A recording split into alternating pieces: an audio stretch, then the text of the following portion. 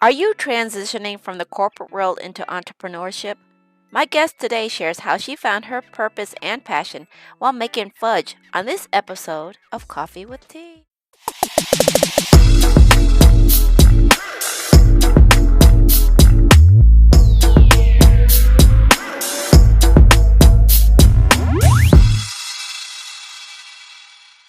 Hello, friends, and welcome to another episode of Coffee with Tea. I'm your host, Tonia Tyler, and I'm excited because we're going to be talking about purpose and passion. And so I want to welcome Ms. Hilary Supporter to the show. Welcome, my friend. Welcome. Thank you so much, Tonia, for having me on today. I'm really excited about this. I'm excited too because you are known as the fudge deliciousness woman in our networking group. So I want to know more about how did this passion come about and all this stuff. But before we really dive into that conversation, tell a little bit about how you've been handling this whole COVID reopening and how your business has been flourishing and a little bit more about who you are. So the floor is yours, my friend. Tell us about you. Thank you. Well, as you mentioned, I'm Hilary. I am known as the Fudge Lady. I've been in business just over 10 years, and it's amazing that how it started of a little passion that I had before being downsized from corporate America, and how from there I turned it into a full-time business. And let's start first with the pandemic. I mean, I was very fortunate that I had been doing my business online. I don't have a storefront, as you know. And so for me, it was just these Zoom calls, and that's how I met you. It was just getting onto these groups where they couldn't meet live. And so people went ahead and one group led to another. And I was able just to tell my story and say what I do. And just from there, people, I guess, decided that they wanted to support small business, local business. And I was just very fortunate. And my business, the Christmas of COVID was my biggest Christmas in 10 years. So it was just a really exciting thing for me. I changed my website, so that helped as well. And just, most everybody likes fudge or likes giving fudge. And so that was kind of how things started for me. So I've been very fortunate. Right, right. I love your story because, like you said, you downsized, but you didn't let it keep you there. And you found out a little bit. Like, did you go through your inventory list and say, "What can I do?" I mean, how did you get onto this whole fudge thing? I mean, how did this come about? So as I mentioned, I'd been making fudge for about 15 years. I worked for a large motorcycle company, and they closed my department down, and that was in December of 2010. And the market had taken a turn as a whole. And they just decided one day, they called me into the office and said, "You are no longer employed." And I was like, okay, well, what do I do next? And I kind of thought I owned an ad agency for 20 years and decided that I wanted to go back into business for myself. I like being my own destiny. And I just, that day that they called me into the office, was completely blindsided. I mean, I just did not know that 3 days after Christmas that I would not have an office to go back to. And so it was my husband's ex-wife, as we were eating fudge during New Year's, and she said to me, "Why don't you turn this fudge business into, this fudge that you make into a business?" And I was like, wow. And fortunately, we're really good friends. And to this day, I thank her all the time because I really love what I do. But she was the one who kind of planted the seed. So April 1st of 2011 is when I started my business. It was an April Fool's joke to myself. And I thought, you know what, let's go ahead. And I started with 6 flavors that I had created, and I now have over 30. And part of that whole thing is just try to make something that's unique. Our tagline is real unique fudge. And, we've got Cuban coffee toffee. We now make our own toffee in-house as well. So it's all natural, whereas before we're trying to make our product as natural as possible. And our key lime pie actually has a graham cracker crust on it. And I have fudge with spice in it. And I've got pumpkin pie for the season. And so we just, I'm always trying to create something new and different. We do have the classics, our, classic peanut butter and our classic milk chocolate and our classic dark chocolate. But a lot of people like to experiment with things, especially nowadays. And that's kind of where we have moved. And so 10 years later, we're just thriving. We turned the 6, as I said, into over 30 different varieties. And we took these really ugly half-pound containers. And because of my marketing background, we now have products that we put their logo and their message on, and they can use it as a marketing tool. So, I always tell people you can give, especially now that the holidays are coming up, you can give somebody something that has somebody else's logo on it, or you can give them something that's going to put a smile on their face, but at the same point, it advertises you. So we can do that for you. And that's kind of how it's moved forward. I love the story, and I really want to, before we really dive more into like more about your business and stuff like that, because I know there's things that you do to keep the passion alive. So for someone who's out there who's maybe facing the same crisis that you hit, they've been downsized, what would be some of your advice for them if they were like trying to figure out where they need to go next? Yeah, I mean, I always believe that you spend so much time at at work, that you got to find something that motivates you, that makes you want to get up in the morning. Some people, it's the money, and that's fine. I mean, I think that you just need to find, if you wake up in the morning and you don't like where you're going, you don't feel like you're paid enough and all these things, then, you spend, you think about it, and people work more than 8 hours a day now. And so just even if it's at 8 hours a day and 40 hours a week, it's a huge chunk of your waking hours that you're spending trying to make money so that you can have your basic necessities, but also hopefully make enough money my passion is to travel. I work to travel. I love to eat good food. Those are the two things. When I travel, I got to find places that have good food. And that's what motivates me to get up in the morning. But I also found something that I love doing. And I've told my clients, and I've told my husband, if I wake up multiple days and I decide I don't like what I'm doing anymore, either I need to change what I'm doing or change who I'm being. Those are just the two things. Is it a personal thing that's going on, or is it that I just don't have that passion anymore? And I think that's a huge thing. So for anybody looking to do business, start off within yourself.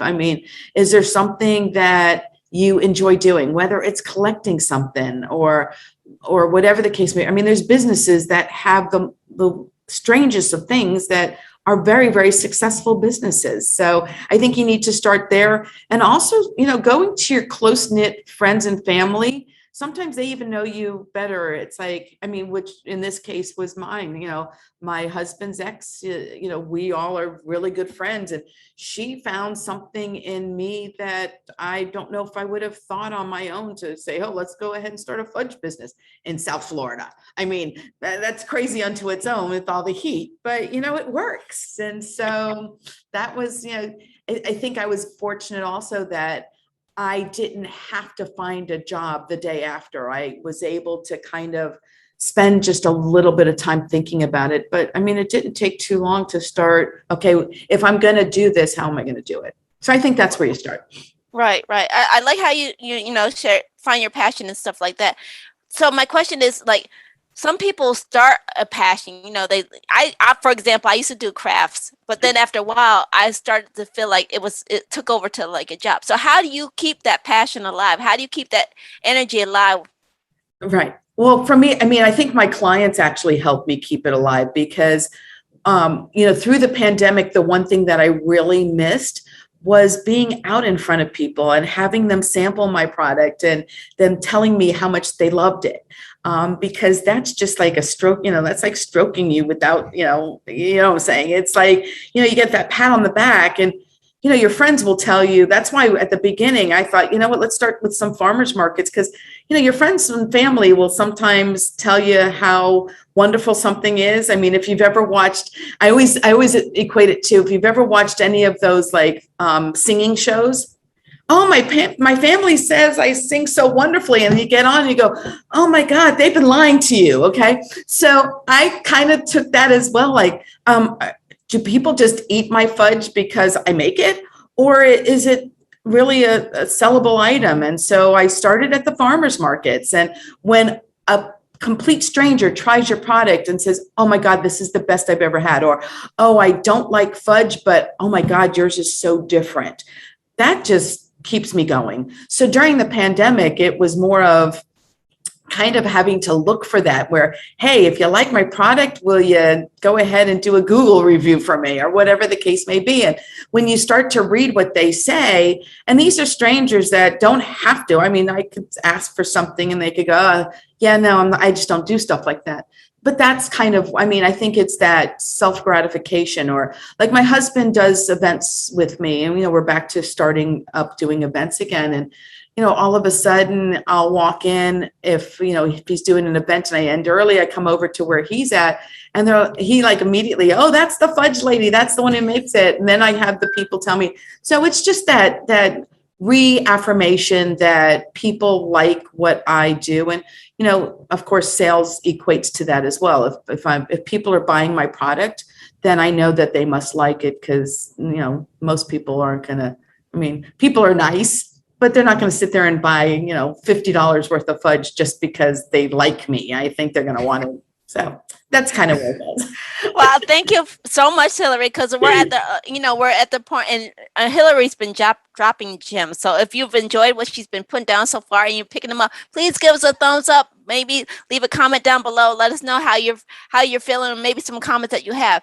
So I want to dive into too, because I think you mentioned that you had an advertising business. So did you have how did you transition in from your corporate mindset to the entrepreneur mindset? Because that takes a little bit of an adjustment too. So how did you do that? Well, I had my agency for 20 years and I ended up selling it. So I got out of the business completely. And so even to this day, people call me up and they're like, oh, so social media. I got rid of my agency before social media was anything. I sold my business back in 2000. So I really didn't actually necessarily transition. I was able to take some time off, do some volunteer work. And then I ended up back in the business world working as a personal assistant. And then after that point, I literally had to tell my boss that he needed to let me go because his business wasn't doing well. And I was, a luxury item for him. And, so I got, called by the motorcycle dealership, and that's how I got back into advertising and marketing, but then all of a sudden had to start dealing with social media. But for me, the transition was just that I had worked for people and I had worked on my own. And I do believe that anybody can work on their own, but you have to be diligent. Some people do better when they have assignments given to them and then they end up where the boss or supervisor is over them and they have to become accountable to somebody else. I believe that you've got to be true to yourself. You've got to be accountable to yourself before you can become accountable to somebody else. So, and today, even, during the pandemic, how many people are working from home and you don't have that boss standing over you anymore. So you've got to be diligent to do things on your own. And I think that transition from working for somebody, working now at home, especially, and having to be accountable and knowing what's on your plate, to working for yourself, it's going to be probably the hardest job you ever have. But at the same point, it can be the most rewarding. And that's just what I always tell people when they go, how did you do it? And I've been fortunate. I've owned several different businesses. I've owned a water filtration company. I've worked in the ad business. I've owned multiple properties. So I've been a landlord. So, just different things. I owned a jewelry company. So just different things that you do.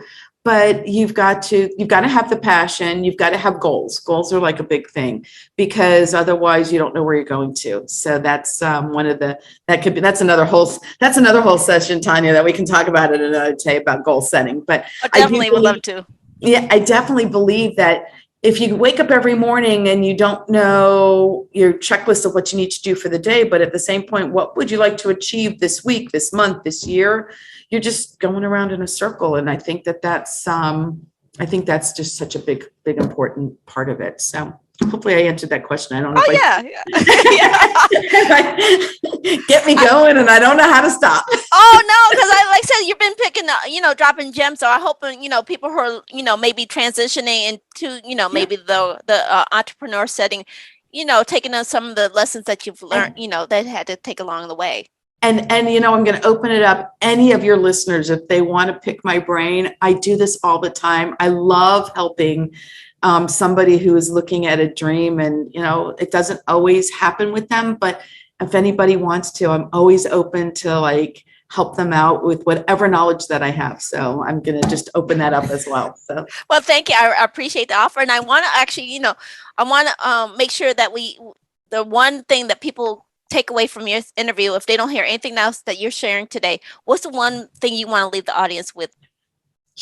I just think that if you've got the opportunity and you've got the guts, you got to just try to go and follow your dreams. Your dreams life is short when all's said and done. We're on this earth and we don't know how long. Each person is given a different amount. But to wake up every day and not be happy in your situation is just such a shame. You're not going to wake up every day happy. Trust me, I don't. But I fortunately, if I can count on my 10 fingers, fortunately, more of them are up that are happy days than not happy. And I just think that I've learned in my life that I've been very blessed. So let's start there. But I think that I wake up, and even on the day where things could possibly not be, in my mind, not the best, unfortunately for somebody else, it's worse. And so, yes, there are people that have bigger and better and more and whatever, but be happy with what you have, because living up to somebody else's dreams or aspirations is just a downward slope. So that would be my big thing, that you just got to really be within yourself. And if you're not happy with something, most of the time you can change it. Most of the time it can be changed. And it's just a matter of looking inward to find out what needs to happen outward. I love the beautiful. So, Miss Hilary, we're down the last couple of minutes and stuff, and I want to make sure everybody knows, where can people find more information about you, connect with you, maybe even find your delicious fudge? How can we find you, my dear? Thank you. Well, it's aflairforfudge.com, and it's Flair, F-L-A-I-R. So it's AFLAIRFORFUDGE.com. And I can also be reached on my cell phone, which is in Fort Lauderdale, 954-816-8585. And you can reach me, even if it's not for fudge. If you want to reach me just to talk, I'm always open for that as well. But hopefully, we've got some great flavors. And if somebody's not sure what they want to purchase, they can also call me for that also. They don't have to go through the website. So hopefully I can talk to some people. I love it. And this is my unofficial question, and I think I should throw it in there because I ask it all the time. Would you be willing to maybe come back another time and we can dive down into setting goals and stuff like that? Definitely. I think I invited myself already, so I would love to. Well, let's do the formal invite then. Thank you. I accept graciously. Thank you. And I want to say thank you for your time, Ms. Hilary. It's been a pleasure talking to you. Thank you so very much. Thank you for this opportunity, and wishing everybody in your audience a sweet day, a sweet holiday. All I can say is, keep me in mind if you want something really different, and look forward to talking to you soon, Tonia. Thank you very much. Thank you. And I want to remind everybody who tuned in that, yes, feedback is always welcome. Remember that links that Hilary mentioned will be posted down in the description box below. So please make sure you check it out down there below. If you've enjoyed everything that we talked about, and you want to know more about that delicious fudge, please give us a thumbs up, smash that like button. And then remember, if you want to continue getting all the insights that everybody's sharing, especially like what Miss Hilary shared today, please hit that subscribe button over there and take things in stride. Go with the flow and create your own path. And we will see you here on another episode of Coffee with Tea. All right. Bye-bye.